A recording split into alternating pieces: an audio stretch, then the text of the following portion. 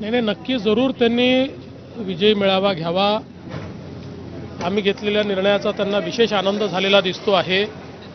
पण याच्या पाठीमागची भूमिका देखील त्यांनी लक्षात घेतली पाहिजे.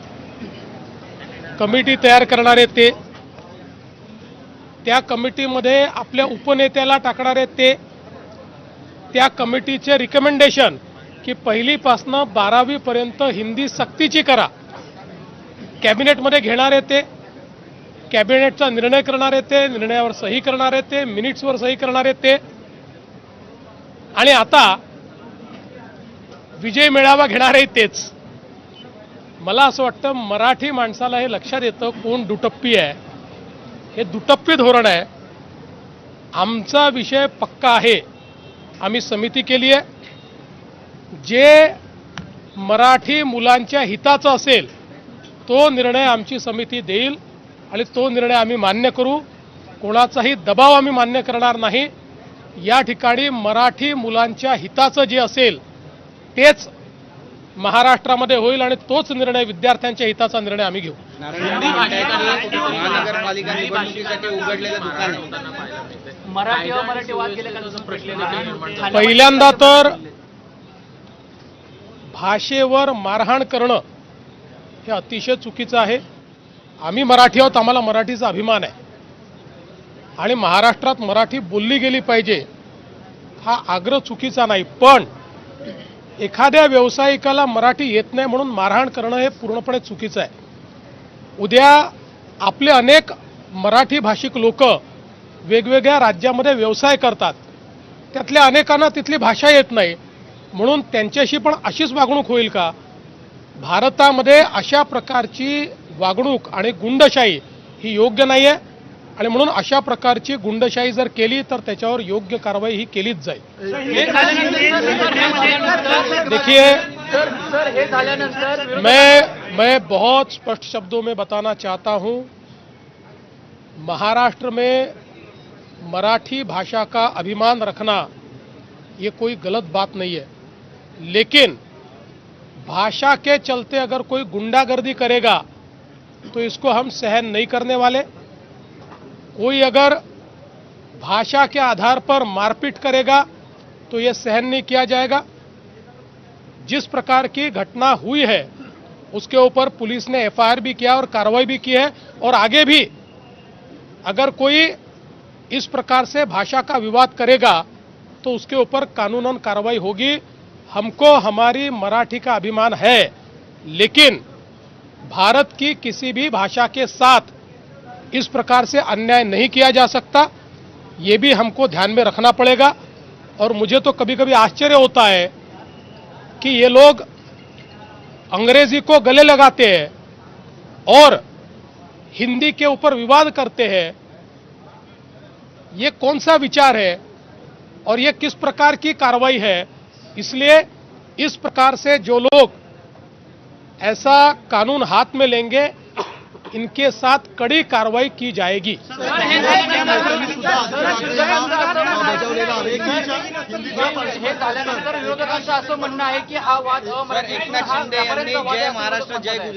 व्यापाऱ्यांचा वादाचा काय अर्थ आहे? काय व्यापाऱ्यांनी त्या ठिकाणी व्यापार करू नये? एखादा मराठी व्यापारी हा जर आसाममध्ये जाऊन व्यापार करत असेल आणि त्याला जर आसामी भाषा शिकायला वेळ लागला तर काय त्याला आसाममधल्या लोकांनी मारायचं? त्याच्यामुळे हे योग्य नाही आहे. अशा प्रकारे वागणं योग्य नाही.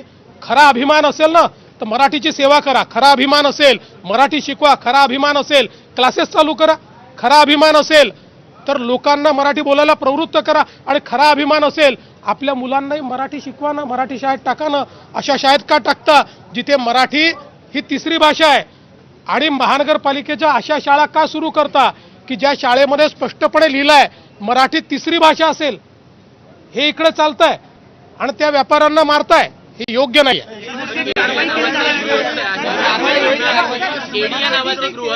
एकनाथ शिंदे यांनी पुण्यामध्ये जय गुजरातचा असा नारा दिलेला आहे. असं म्हणतात की अमित शहा यांना खुश करण्यासाठी त्यांनी असं आहे.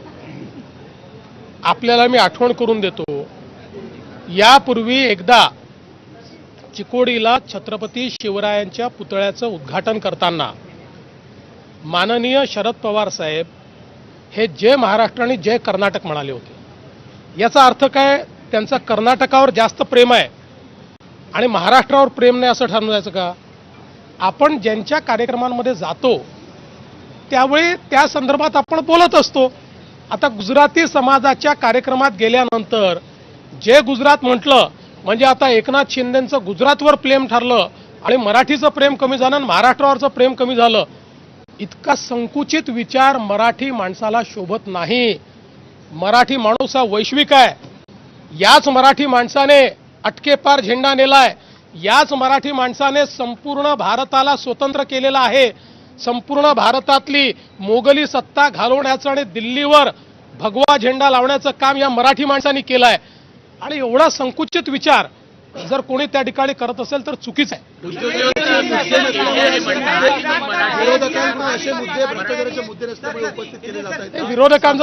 विरोधकांजवळ मुद्देच राहिलेले नाहीत. त्यांचा लोकांशी टच देखील राहिलेला नाही. लोकांच्या मनात काय हे देखील त्यांना माहिती नाही. आणि म्हणूनच ते असे मुद्दे उचलत आहेत की जे मुद्दे खरं म्हणजे असे आहेत की ज्यातनं लोकांवरही त्याचा परिणाम होत नाही. उद्योजक आहे ते असं म्हणतात की महाराष्ट्रात राहूनही आम्ही मराठी शिकणार नाही. अशा व्यक्तींचं, अशा उद्योजकांचं काय करायचं? असं आहे की आपण महाराष्ट्रात राहिल्यानंतर मराठी शिकावी असा आग्रह करू शकतो पण दुराग्रह करू शकत नाही. मी उद्या तमिळनाडूमध्ये गेल्यानंतर कोणीही मला हा दुराग्रह करू शकत नाही की मी तमिळ शिकली पाहिजे. मला आवडते तमिळ भाषा, चांगली भाषा आहे, पण मला दुराग्रह नाही करू शकत कोणी. मला जर मराठीत बोलायचं तर मी मराठीत बोलीन, पण मला जर तिथे कोणी दुराग्रह करेल तर ते योग्य असेल का? आपण एका देशात राहतो, भारतात राहतो आपण. हे काही आपले बाजूच्या भाषा आणि बाजूचे देश पाकिस्तान नाही आहे, बाजूचे राज्य हे पाकिस्तान नाही आहेत. एवढी संकुचित मनोवृत्ती मराठी माणूस ठेवू शकत नाही. सर, ठाकरेंची साथ सोडल्याचं का? गुजरात पर प्रेम है, उनको आप क्या जवाब देंगे? देखिए, मैं याद दिलाना चाहता हूं, इससे पहले भी चिकोड़ी में जिस समय छत्रपति शिवाजी महाराज के प्रतिमा का अनावर हो रहा था उस समय आदरणीय शरद पवार जी ने जय महाराष्ट्र जय कर्नाटक कहा था. उसका अर्थ ये होता है क्या कि शरद पवार जी को कर्नाटक ज़्यादा प्यारा है और महाराष्ट्र प्यारा नहीं है? हम लोग जहाँ जाते हैं वहाँ के लोगों को जो अच्छा लगता है ऐसी बात हम लोग करते हैं, सभी नेता करते हैं. अब गुजराती समाज में जाने के बाद जय महाराष्ट्र और जय गुजरात कहा तो मुझे लगता है कि इसमें इतना बवाल करने की आवश्यकता नहीं है. हम एक भारत के लोग हैं, हम सारे लोग भारतीय हैं. हमको पहला अभिमान महाराष्ट्र का होना चाहिए, पर इसका मतलब ये नहीं है कि दूसरे राज्यों के प्रति हमको कोई गुस्सा हो या उनके प्रति हमारा कोई तिरस्कार हो. अब पाकिस्तान के प्रति तिरस्कार समझा जा सकता है, पर बाजू के राज्यों के प्रति तिरस्कार तो नहीं हो सकता है ना. इसलिए मुझे ये लगता है कि कहीं से भी इस वाक्य के माध्यम से शिंदे जी के महाराष्ट्र प्रेम पर अगर कोई प्रश्न चिन्ह लगाता है तो बहुत संकुचित विचार वो कर रहा है. सर, काँग्रेसचे नेते उदित राज यांनी सुद्धा याचवरून आदित्य ठाकरेंना सुनावलंय की तुम्ही सातत्याने या भाषिक वादावरती राजकारण केलेलं आहे, तुमची मुलं मात्र इतर शाळांमध्ये शिकतात. काँग्रेसचे नेते उदित राज ते काय बोलले मला माहिती नाही. नाना पटोले म्हणतात गुजरातचे जे नेते त्यांचा दबाव आहे महाराष्ट्राच्या नेत्यांवर. डर का माहौल है, उन्हें क्या कैसे आश्वासन देंगे? मीरा रोड की घटना के बाद कुछ लोग देखिए, मीरा रोड की घटना के तुरंत बाद एफआईआर भी दाखिल हुआ और कार्रवाई भी हुई है. इस प्रकार से कोई भाषा के आधार पर गुंडागर्दी करेंगे तो हमारी सरकार उनको छोड़ेगी नहीं, उनके ऊपर कार्रवाई करेगी. मैं वापस कह रहा हूं, स्वभाषा का अभिमान होना चाहिए, मातृभाषा का अभिमान होना चाहिए, पर उसको आगे करके अगर कोई गुंडागर्दी करेगा तो सहन नहीं किया जाएगा. नाना पटोले ज्या पद्धतीने म्हणताय गुजरातच्या नेत्यांचा दबाव आहे महाराष्ट्राच्या नेत्यांवर, म्हणून नाना पटोलेंना दिल्लीच्या दबावाची सवय आहे, सोनियाजींच्या राहुलजींच्या दबावाची सवय आहे. त्याच्यामुळे त्यांना सगळीकडे असाच दबाव दिसतो. मी त्यांना सांगू इच्छितो, ही काँग्रेस नाही, ही भाजप आहे. माथाडी कामगारांच्या संदर्भातला एक पत्रकाराचा विषय मांडला होता की ज्याच्यामध्ये सातारामधले जे व्यक्ती आहे माथाडी कामगारांना ते करोडो रुपयांची प्रॉपर्टी केलेलं दिसून येत आहे. गोरगरिबांचे पैसे त्याच्यामध्ये मोठ्या प्रमाणामध्ये घेतले गेलेले आहेत. त्याची तक्रार सुद्धा दाखल झाली. इन्क्वायरी कशा स्वरूपात काय हे असं आहे की आत्ता माझ्याकडे त्याची पूर्ण माहिती नाही, पण प्रवीण दटकेंनी जे मांडलेलं आहे त्याची माहिती घेऊन निश्चित असं कोणी केलं असेल तर त्याच्यावर कारवाई केली जाईल.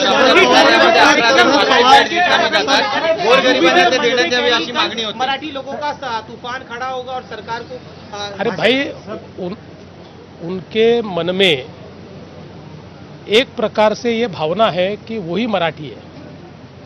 वो मराठी थोड़ी, हम भी मराठी है, हमको भी मराठी चुनकर देते हैं. हमको जो इतने वोट मिले 51% मराठी लोगों ने वोट दिए है, इसलिए केवल वो मराठी नहीं है, उनने मन से संशय निकाल देना चाहिए. मराठी हमारे पीछे है और हमारे साथ रहेंगे. शरद पवार तुमच्यासोबत चर्चा करत होते 2014 मध्ये सुद्धा युतीमध्ये, आणि 2016-17ला भाजप सोबत जाण्याचा निर्णय अंतिम टप्प्यात झालेला होता. काय? सुनील तटकरे असं म्हणत आहेत आज. ते खरंच आहे. सर, आपल्या रुग्णालयामध्ये 11,500 बेड्स आहेत. सरकारची भूमिका अतिशय स्पष्ट आहे. शक्तीपीठ महामार्ग आम्ही करणार आहोत. या संदर्भात जे अडचणीचे मुद्दे आहेत त्या चर्चेतनं मार्ग काढणार आहोत.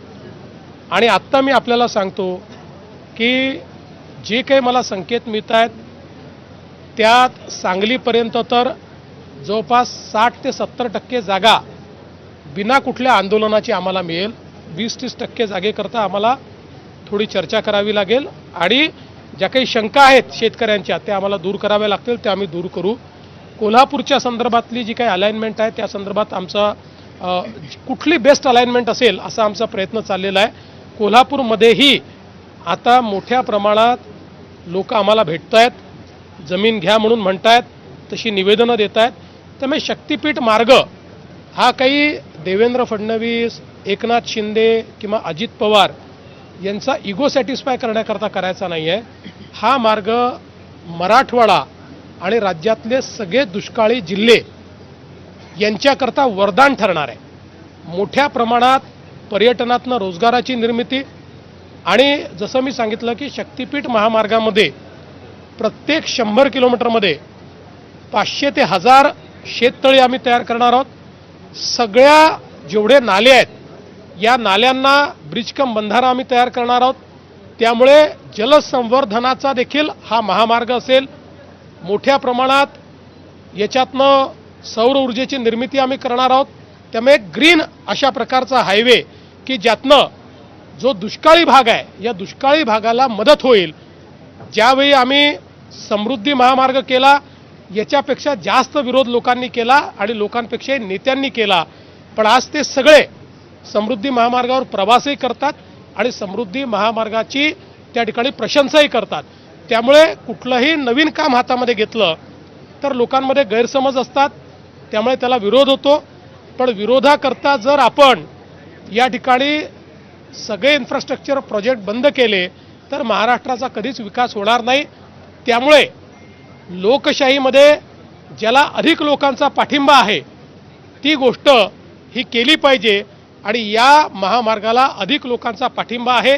काही राजकीय लोक हे जाणीवपूर्वक राजकारण आणून त्याच्यामध्ये वेगळ्या प्रकारे त्याला नेण्याचा प्रयत्न करतायत, पण जनता आम्हाला साथ देईल.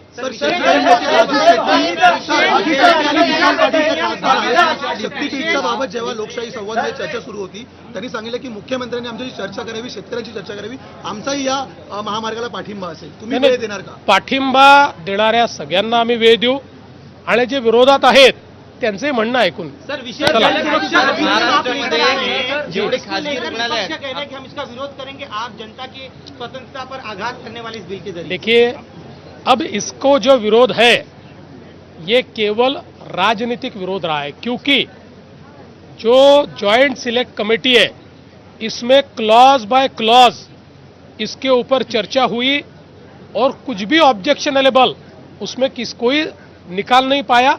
हाँ, कुछ 2-3 उन्होंने चेंजेस मांगे थे वो कर दिए हमने. इसलिए अब जॉइंट सिलेक्ट कमेटी ने एक मत से दिया है. एक भी जॉइंट सिलेक्ट कमेटी में इसका जो रिपोर्ट आया है उसमें एक भी डिसेंट नोट नहीं है. There is no dissent note.